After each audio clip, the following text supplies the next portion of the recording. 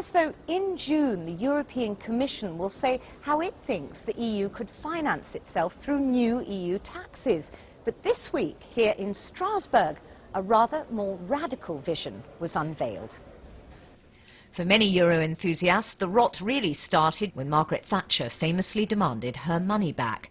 It is not asking the community for money, it is asking the community to have our own money back. The British rebate was born, and with it a whole new way of doing business and financing the EU through national contributions rather than dedicated taxes and other sources of income. The British rebate led to a whole series of demands by others to adjust what they put in and get back. That means not just the United Kingdom, but Austria, the Netherlands, Germany and Sweden too all have their own mini rebates. This week, a trio of prominent federalists in the European Parliament said enough was enough. They're proposing the EU starts to finance itself, doing away with those national contributions and their rebates completely. They propose a series of measures that are bound to be controversial. On the list of possibilities, a financial transaction tax across the EU, revenue from the emissions trading scheme, an air transport tax, an EU VAT, an energy tax, and a corporate tax. Some of these proposals may appeal to some EU governments, but getting agreement across the board could prove very difficult, and this is an area where the national veto can still put a stop to the whole thing. Well, to talk about this critical issue, I'm joined by three members of the European Parliament. We have Graham Watson, who's a British Liberal Democrat, formerly the leader of the European Liberals at the Parliament. We have Nigel Farage, who leads the UK Independence Party MEPs here. And we have Dan Jørgensen, who leads the Danish Social Democrat MEPs. Graham, why do you think a change is needed to the current system? We are now entering into a phase now to negotiate the next sort of several years' budget for the EU. Well, the current system serves nobody well. What happens is every 5 years the heads of state and government come together and they go through a process of horse trading to try to agree who is paying in how much to the European Union budget after agreeing how much the European Union is going to need for the following 5-year period.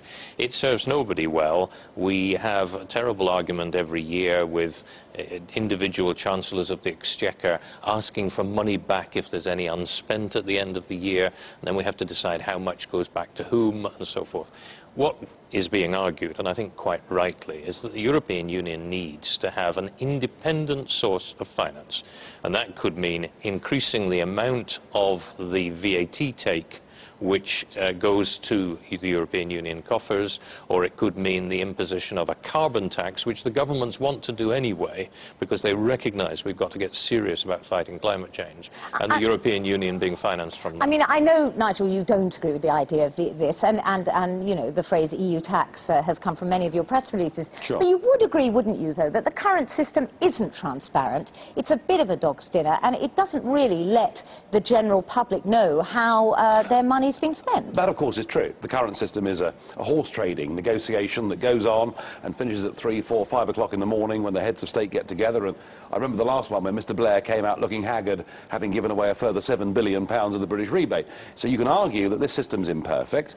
However, to replace it with the European Union itself taking on the attributes of a state and directly raising its own taxes, I think raises a whole bigger question, because we're still, certainly in Britain, under the illusion that the EU is still about cooperation between member states. And what we see with this proposal is a direct attempt at the EU becoming a government. And I don't think people want that. Do people in Denmark want that kind of thing, do you think, Dan? I think definitely the people in Denmark agree with what Graham said, that it's not transparent. It's not fair either. The way that the money is spent and the way that the contributions are divided between the countries are not always fair, that's for sure. On the other hand, going for a completely new system with 100% own finances, resources in EU is also something that I think we need to be a little bit careful about, because taxation needs to be a national competency. So what I think we should do is look for solutions in the middle.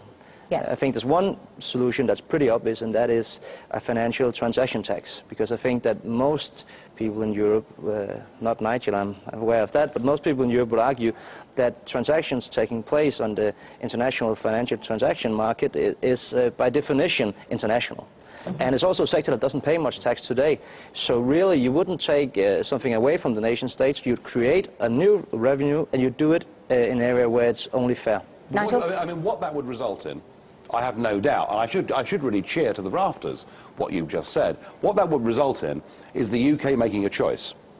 Are we a member of the European Union, or do we keep our biggest single industry, which is financial services? We talk about the city, but actually it's across the whole of the UK. You know, 20% of our tax take in the United Kingdom is directly from financial services. And the financial transaction tax, which I think is a mad idea, because what it would do is drive business, not just to Zurich, but across to Singapore and those massively emerging eastern markets. It would do that. No. And actually, that tax would fall disproportionately upon Britain, much greater than any other member, because our financial sector is a bigger part of our economy. Okay, well, we can have that argument about that another time, but I mean, it doesn't have to be a financial transaction tax.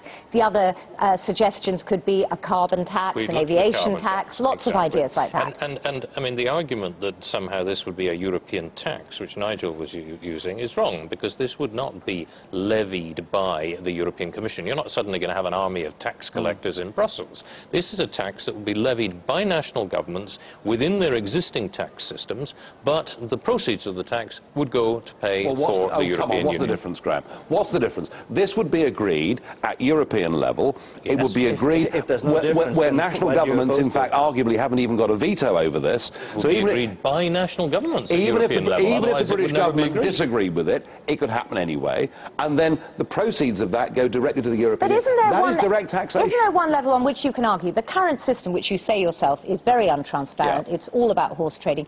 At least if you have a system whereby a tax is levied at home, it's specifically for the EU, isn't there more accountability in that system? Well, there is an argument, certainly with green taxes, that if every time you pay your electricity bill, printed on the bottom is that £101.46 of this are going directly to Brussels, I suppose I could say maybe that would help my cause and not the other side of the argument. But you know, we are talking about direct taxation is what states do. Now, if these guys are happy to tell us that this is now a state and that the UK is subordinate to that, then fine, but they're not. This was the way that the EU used to finance itself, actually. I mean, that's worth remembering, isn't it? We already have 25% of the resources in the EU coming from own resources, so it's already there. It's just a question of how big a proportion. Plus, this new idea really is taking money from a sector that's for too long been making a lot of money without paying their part to the societies, and that is actually awful. And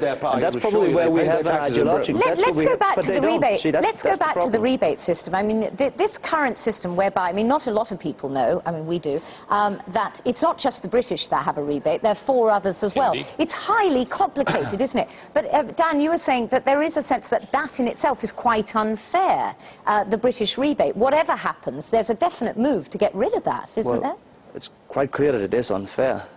Why? Well, Britain is a net contributor. That's how they argue that they should have a rebate. Now, Denmark is also a net contributor. Every Brit pay around €30 a year to the EU net. Every Dane pay €175. So how is it that I explain to my constituency that out of that 175, 20 I give directly to you guys? How do I argue that? How do you explain it? I say it's not fair, simply. This is exactly why the system needs to be reviewed, and we need a new system.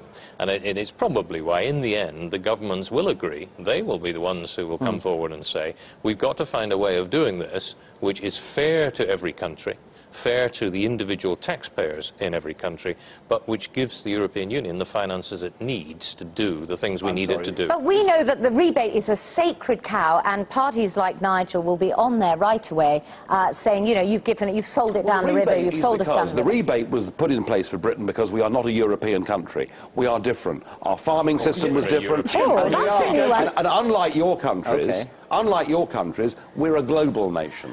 we do a bigger proportion of our trade and our business with the rest of the world than any other European country. We always have, and my hope is that we'll go on doing that. Denmark so that's is a why. global nation. Germany is a global nation. Germany is not a global nation The compared with Britain. They're not. None of them are. We have a much greater proportion of trade across the world. But you know, this argument about what it costs British people, whether we talk gross or net, this year our net contribution to the EU is going to be £9 billion.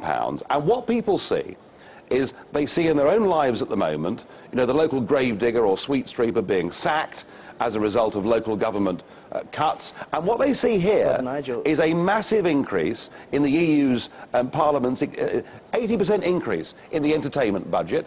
In this very building we're in downstairs, Nigel, there is a fleet of cars that you can't believe. Today we voted for there to be a European House of History. I mean, can you not see that ordinary taxpayers that are suffering think these institutions are arrogant and out of touch? OK, massive increase in the EU's budget, Nigel is saying, a massive increase in the Parliament's budget. Is that what you voted for? You let him get away with this without answering a very simple question. No, I'm giving you the chance to... How do I tell my constituency that we are net payer as well, except every Dane pays 3 times as much to the EU as the British? Well, if you're getting a worse deal than us, that's a comparison of misery, isn't it? And you should be arguing that your people shouldn't be paying much money into this either. No, what I am arguing is that it's too simple a way of putting it.